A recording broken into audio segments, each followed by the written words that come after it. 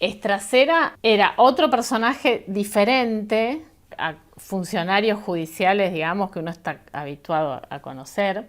Salían las revistas, ¿no? Que yo tengo por acá una que decía Los chicos de Estracera, ¿no? Entonces éramos como, pasamos a ser como personajes, pero ¿por qué? Porque Estracera hablaba de nosotros, que hacíamos todo y en realidad lo hacía él, pero era tan generoso, él y Moreno Campo, ¿no? Pero tan generoso que quería que no quede como, bueno, que eran ellos dos y nada más. Había de todo para hacer. Lo primero que había que hacer era una tarea de recopilar la prueba, el ofrecimiento de prueba, que eso ocurrió en marzo del 85. Entonces, los primeros meses, digamos, era administrativa mezclada también con, bueno, ordenar un poco cuáles eran los casos que se iban a elegir, porque lo que hizo Moreno Campo dijo, bueno, vamos a seleccionar algunos casos, Moreno Campo y Estracera. Entonces había que elegir junto con la Subsecretaría de Derechos Humanos de todos los casos de la CONADEP algunos. Y en ese contexto, bueno, a mí me tocó como más allá de la cuestión administrativa, que era lo que yo hacía, bueno, todo el tiempo estaba leyendo también algunos legajos de la CONADEP y, bueno, sistematizando información. Pero, digamos, mi trabajo más que nada era administrativo. Había mucho, o sea, había mucha atención de prensa también, o sea, había llamados telefónicos, gente que entraba a la fiscalía, o sea, parecía un pasillo la fiscalía, porque era a puertas abiertas prácticamente. ¿Por qué? Porque venían todos los actores de la sociedad civil. Por un lado venían los periodistas, por otro lado venían los organismos de derechos humanos, por otro lado venían las víctimas, o sea, había que hacer una atención que te demandaba mucho tiempo. Entonces, ahí me tocó, digamos, más que nada estar al frente, digamos, hacerme cargo de esa parte, sobre todo. Parecía un pasillo porque las puertas de la fiscalía estaban abiertas permanentemente. La fiscalía eran 3 habitaciones, ¿no? En total. Entonces había una habitación que lo que había hecho Estracera es la gente que trabajaba en la fiscalía de antes se iba a encargar de las causas que llegaban a la fiscalía habitualmente. Entonces, en esa primera habitación pusieron, digamos, concentraron a toda la gente antigua de la fiscalía, armaron ahí como una mesa de entradas, pero, digamos, la mesa de entradas era, entrabas y estaba ahí la gente, no. ¿Para qué? Para los casos habituales de la fiscalía. Después había una habitación como en el medio, que vos entrabas desde el pasillo, había como una antesala que no había nada, muy chiquitita, y estaba como una mesa grande donde estábamos todos trabajando. Las directivas eran, digamos, tenían que ser casos representativos de distintas zonas, o sea, lo que se eligieron fueron casos que abarcaran a todo el país, que además tuvieran suficiente prueba.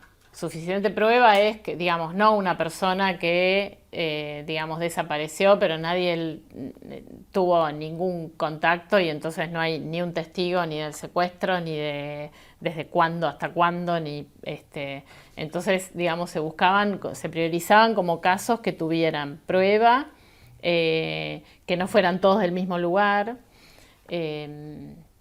Y bueno, nada, eso es, digamos, por lo menos hasta lo que yo tengo conocimiento. Los casos fueron preseleccionados incluso por la CONADEP, por la Subsecretaría de Derechos Humanos, como que ya venía todo bastante diagramado. Y,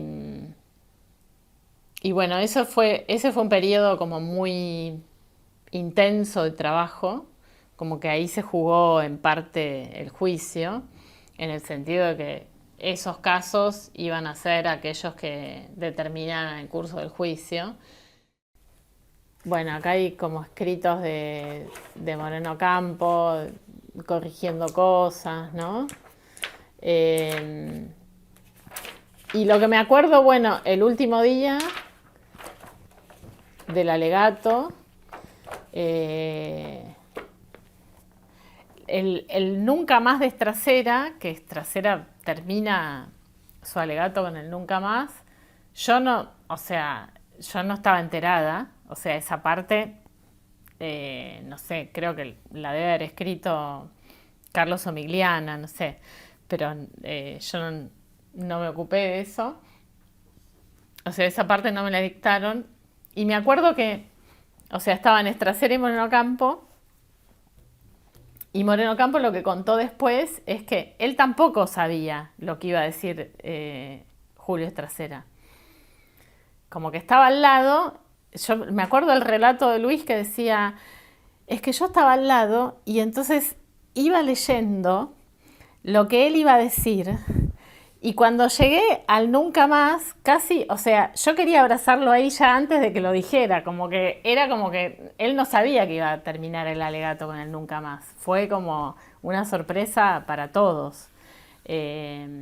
Y bueno, nada, fue muy fuerte y ese último día era como, te quedaba una sensación de vacío, ¿no? De, bueno, ahora ya terminamos todo. Con la sentencia, o sea, lo que nos pasó es como que nos quedó sabor a poco, a, bueno, absoluciones, a pocos años de prisión para algunos, como que, digamos, después de escuchar el relato del horror, de la tortura y de todo, uno pensaba, bueno, para este tipo de cosas, o sea, es reclusión perpetua para todos, no puede haber otra escala posible, ¿no? O sea, porque si esto no es reclusión perpetua, no sé, cerremos todo, ¿no? No hagamos ningún juicio nunca más. Eh, pero bueno, qué sé yo, a partir de ahí fueron todos sinsabores, ¿no? Porque después viene la audiencia de vida, ¿no? Después vienen los indultos, o sea, era como, bueno, ya está, ya no creo en nada más. Este, pero bueno, a pesar de eso, como que uno siempre quiere más y quiere, pero la verdad que después, visto más de 30 años después, uno dice, qué impresionante lo que se pudo hacer.